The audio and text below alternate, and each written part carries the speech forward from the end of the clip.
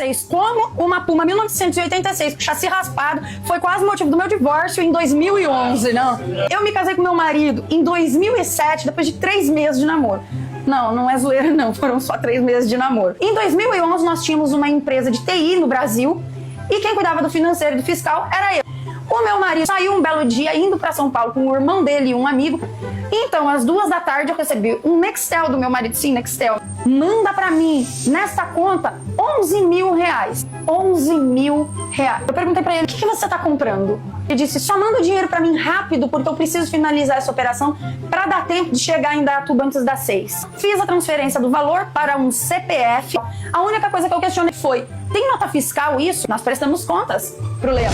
Disse, fica tranquila que a documentação tá toda ok. Quando eu vejo a cegonha descendo a rua, eu quase tive um ataque apoplético. Vai dar merda, vai dar merda.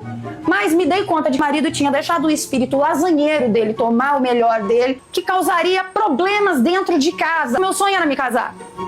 E o meu marido me negou esse casamento alguns meses antes, dizendo que não tinha dinheiro para fazer uma festa. Mas ele gastou 11 mil reais numa Puma 1986. Essa baita lasanha ficou dentro da minha garagem. Parte do último número estava raspado porque passaram a esmilhadeira por acidente. Então eu fiquei com esse carro 1 ano e meio na minha garagem até o meu marido vender por 6 mil reais e receber somente 3. Eu não casei, nunca.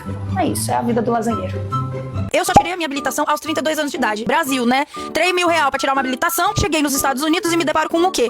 30 minutos de caminhada, você não anda 3 quadras. Qual foi meu primeiro carro? Um Jetta TSI. Só que como todo sonho de pobre, a manteiga cai sempre pra baixo. Comprei o meu carro num vendedor de carros usados brasileiro. O cara era um pilantra. Ó, esse aqui era de uma senhorinha que ia só pro mercado com o carro. 85 mil milha rodada. Pô, coisa linda. Vou botar na tela a conversão aí pra quilômetros, né? Primeiro mês, problema no turbo. O Brunão foi lá e resolveu a pendenga pra mim. 6 meses que eu tava com o carro rodando direitinho. Fui fazer uma entrega, peguei uma estradinha de terra, toda alagada, atolou e quebrou a transmissão. Beleza, Brunão levou pra consertar 3 mil dólares. Enfiaram a faca em mim? Sim. Quando eu comecei a trabalhar com carro, eu descobri que aquela daquele mecânico filho de uma ele não enfiou a faca, ele enfiou o cabo, a tora. O que é uma farpa no dedo pra quem tá com uma tora no rabo? Não tinha o carro dele e eu tinha um Jetta. Bruno, como um cara mais esperto, tinha um Toyota Camry, que não dava trabalho pra nada, só trocar o óleo e colocar a gasolina. Segui em frente na minha rotina de pessoa lascada que escolheu um carro que é bom no mundo inteiro, exceto nos Estados Unidos. Volkswagen aqui é uma batalha. Todo mecânico que mexe com Volkswagen aqui é um kit de bengala disfarçado.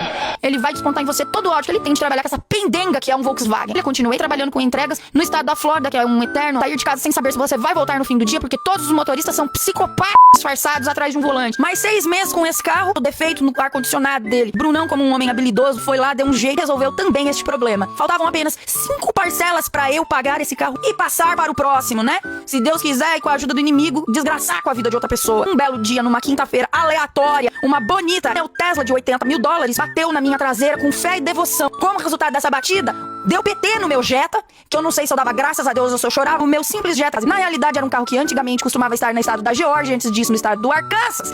E esse carro era um carro de locação. Tinha mais de 175 mil milhas rodadas. Ele tinha 3 acidentes e uma inundação. PT no meu carro.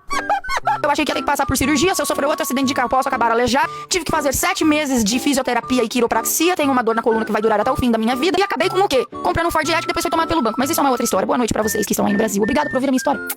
Então tá, bora pra história do Ford. Deu PT no meu Jetta e eu precisava de outro carro. Aí eu tive que processar o seguro da moça, porque o seguro tentou me enganar, enfim. E aí tava demorando pra sair o dinheiro da indenização pra eu poder comprar outro carro. Acontece que quando saiu o relatório da situação do meu carro e eles foram avaliar pra poder me pagar pelo preço de mercado, o meu carro tava cheio de pendenga. Eles mentiram no histórico do meu carro e o meu carro, ao invés de valer os 13, que era o valor de mercado, ele valia na realidade 5. Faltava 2,5 pra eu pagar o carro pra quitar. Era uma quitação da dívida e sobrou 2,5 pra mim. O destino, ele tem suas surpresas. Então, obviamente, surgiu uma conta inesperada e me sobrou só 1,5 pra comprar o carro pra dar entrada. Aí o que aconteceu? Eu tive que cair nas mãos de um dealer brasileiro de novo. Quando eu cheguei lá, tinha 3 opções de carro que eu podia pagar.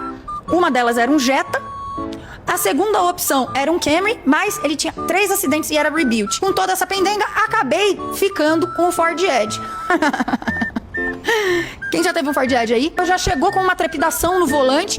A primeira semana que eu fui dirigir o carro, eu quase tombei o carro porque ele não tinha muita estabilidade. Ele tava com alguns problemas aí. O cara que me vendeu o carro era um queridíssimo. Ele falou pra mim, não, traz aqui que a gente vai resolver esse problema. Só precisa marcar uma data. Ele tinha data? Não. 6 meses que eu fiquei com o carro, ele nunca tinha data pra resolver o problema. Aí o que aconteceu? Eu perdi o meu emprego, senhoras e senhores.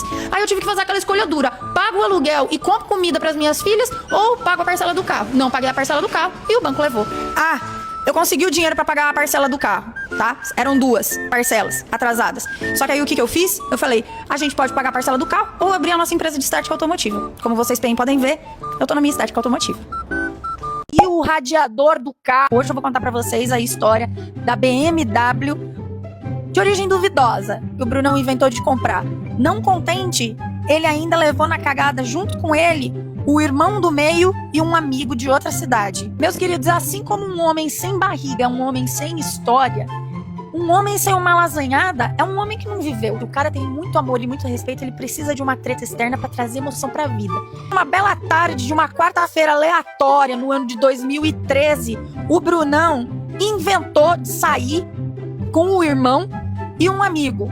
O mesmo amigo da Puma. Eu fiquei me perguntando, Senhor, será que é hoje o dia em que o Brunão vai aparecer com uma cegonha na porta da minha casa de novo? E a única coisa que eu fiz foi o que eu podia fazer.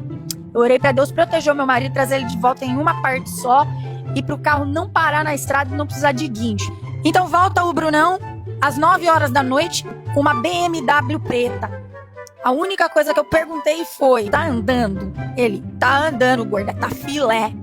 Eu falei assim, então tá com problema na documentação. Ele falou, quanto mais você sabe, pior é. Eu falei, certeza que é de origem duvidosa. De quem foi que você comprou? Do fulano de tal. Eu falei, Senhor Jesus, você tá tentando perder seu réu primário? Ele falou, não, fica tranquila que a documentação tá toda ok, gordinha. Ele comprou esse carro em 3. Ele, o irmão e o outro amigo. Segundo ele, foi 8 mil, mas eu duvido muito. Deve ter sido 18 ou 28. Disse, chegou uma hora que eu larguei de mão. Informação é uma coisa superestimada. Mesmo porque essa Polícia Federal bate na porta da tua casa, quanto menos você souber, melhor é. Eles ficaram só 2 meses com esse carro. Por que, Pamela? Você fez vender sua opressora de maridos lasanheiros? Não, queridos, porque deu ruim. O terceiro responsável por esta belíssima irresponsabilidade pegou o carro e foi para uma cidade vizinha. Estava chovendo. E que ele passou num quebra-mola, ele perdeu o controle porque ele acelerou um pouco além do que devia. Caiu o radiador do carro, ele derrubou 2 árvores de uma vizinha que foram parar no quintal dela. E foi assim que a lasanha acabou inoperável. Segundo meu cunhado, ele disse que resolveria a pendenga e queria consertar o radiador da BMW. Meu cunhado falou pra ele, querido, é um radiador de uma BMW, não é um radiador de um Gol, não, tá? Teve que ser guinchado da frente da casa da vizinha, ele teve que ressarcir ela pelas árvores derrubadas e só Deus sabe qual foi o destino que levou essa BMW. Pera, você tá bom? Se você achava que o Ford, a Puma, a BMW preta e o Jetta foram as minhas únicas presepadas com carro, você tá muito enganado, meu querido. Acontece que fazer merda com carro tá no DNA dessa família. O meu cunhado é lasanheiro, meu marido é lasanheiro, o tio dele é lasanheiro. E aí, fazer cagada com carro é a nossa especialidade. Azar com carro é nossa sina. Não acho que é azar com carro. É um dedo podre eterno. Essa lasanhada não é minha, é do meu cunhado. No ano de 2015, o meu cunhado teve uma separação feia de uma namorada de 8 anos. Ela era ótima. Ele largou da mulher dele depois de tomar um... Depois disso, ele ficou chateado. O que ele fez? Comprou um Subaru empresa. Coisa mais linda, branquinho, roda dourada. O carro tava top. Só que aí, o meu cunhado aquaplanou, deu PT no carro e ainda ficou com uma marquinha na testa que transformou ele no Harry Potter japonês de Indaiatuba. Depois disso, ele ficou muito triste, sem vontade de cantar uma bela canção. E então, meu marido, sendo um irmão mais velho, muito querido, falou pra mim, gordinha, já sei o que eu vou fazer pra deixar o Henry feliz. Vou comprar outro Subaru pra ele. Só que, eu já disse isso e repito, todo pão de pobre cai com a manteiga pra baixo. O carro já deu tanto problema, transmissão, motor, pintura, lataria, qualquer alteração que esse cara vai fazer nesse carro é sempre uma luta atrás de batalha. Do momento em que ele pegou esse carro, dali vai pra frente, foi só pra trás. Esse tipo de coisa mantém o cara ocupado. Graças a Deus, meu cunhado casou com uma mulher muito boa, maravilhosa, minha cunhada Yumi. Eu amo demais essa mulher. Feliz no casamento, azarado com o carro. Pessoa que tem um carro pau velho, não usa droga, não tem problema de briga na rua e não tem problema de gastar dinheiro com quenga e com putaria. Então, a minha teoria permanece. Mulher, você que quer evitar que o seu marido saia por aí putanhar na vida ou se perder nos botecos da cidade, compra um carro velho pra ele. É isso.